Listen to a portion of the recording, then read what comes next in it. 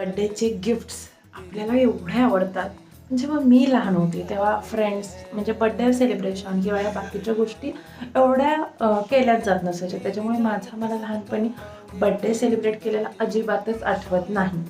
पण मला असं वाटतं बड्डेला गिफ्ट देण्यापेक्षा तुम्ही त्या व्यक्तीबरोबर टाईम स्पेंड करा, त्यांच्यासोबत हसा, रडा, त्याच्यासोबत ज्या आठवणी तुम्ही मेमरीज क्रिएट करतात.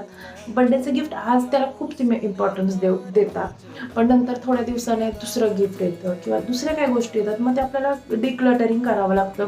मग उगाच आपल्या जीवावर येऊन आपल्याला त्या गोष्टी तर कुणाला तरी डोनेट कराव्या लागतात किंवा मग टाकून द्याव्या लागतात, खराब झालेल्या असतात म्हणून. मग त्याच्याऐवजी जर आपण त्याच्यासोबत त्या ज्याचा बड्डे आहे त्याच्यासोबत आपण टाईम स्पेंड केला तर तो कधीच आपल्याला टाकून द्यायचा नाही. तो ऑलवेज आपल्या मेमरीमध्ये राहणार. अरे आपण किती दंगा केलता, किती मस्ती केली, किती एन्जॉय केलं.